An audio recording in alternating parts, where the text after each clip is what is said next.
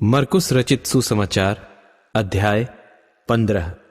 और भोर होते ही तुरंत महायाजकों, पुरनियों और शास्त्रियों ने वरन सारी महासभा ने सलाह करके यीशु को बंधवाया और उसे ले जाकर पिलातुस के हाथ सौंप दिया।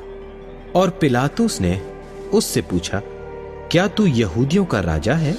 उसने उसको उत्तर दिया कि तू आप ही कह रहा है। और महायाजक उस पर बहुत बातों का दोष लगा रहे थे। पिलातुस ने उससे फिर पूछा, क्या तू कुछ उत्तर नहीं देता? देख, ये तुझ पर कितनी बातों का दोष लगाते हैं।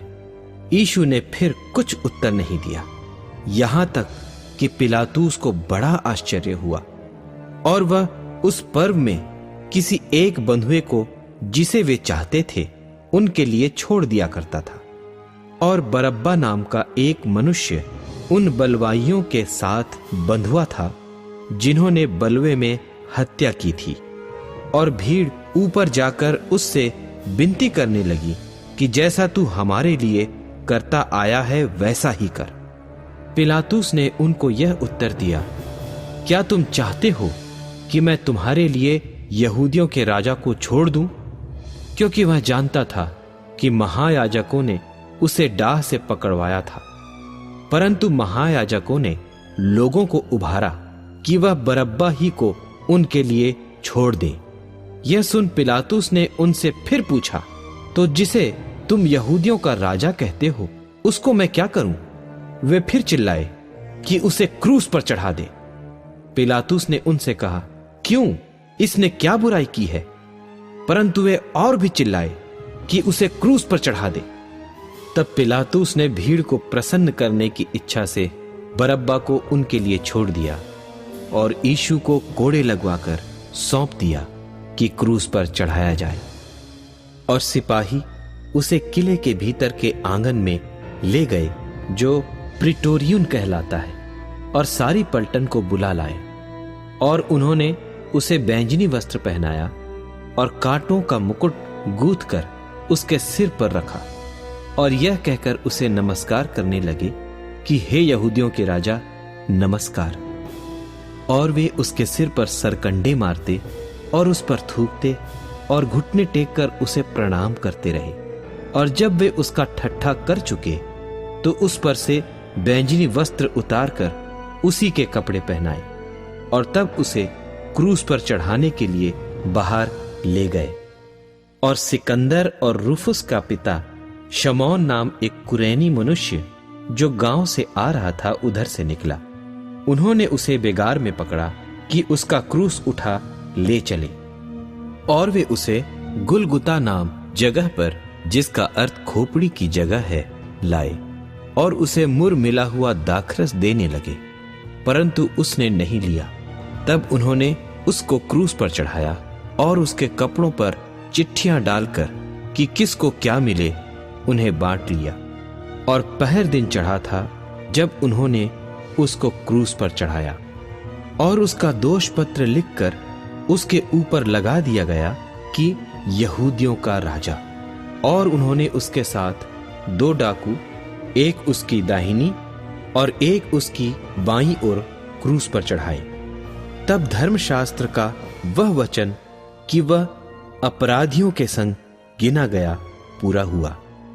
और मार्ग में जाने वाले सिर हिला हिलाकर और यह कहकर उसकी निंदा करते थे कि वाह, मंदिर के ढाने वाले और 3 दिन में बनाने वाले क्रूस पर से उतर कर अपने आप को बचा ले।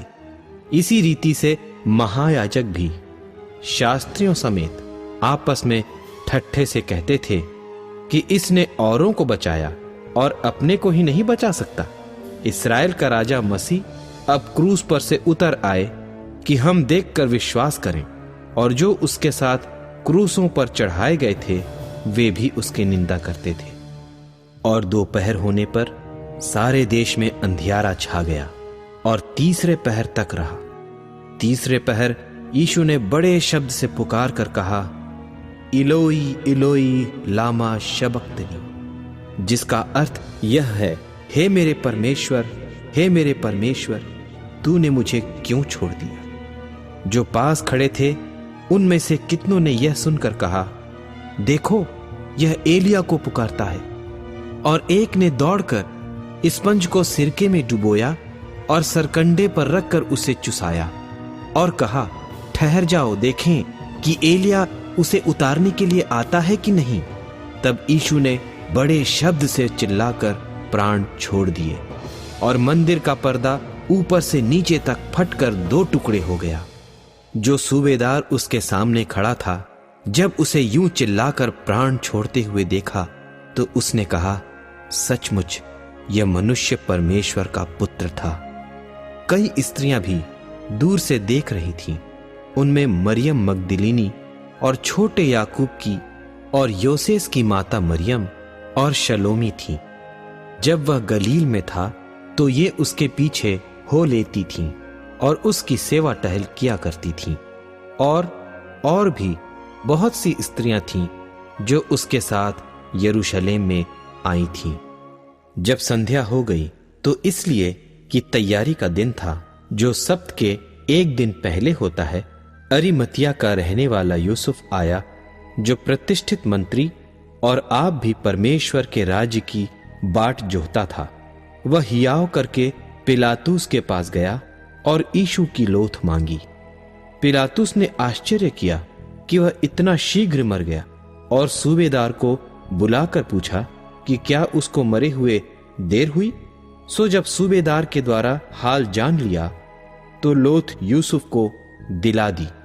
तब उसने एक पतली चादर मोल ली और लोथ को उतारकर उस चादर में लपेटा और एक कब्र में जो चट्टान में खोदी गई थी रखा और कब्र के द्वार पर एक पत्थर लुढ़का दिया।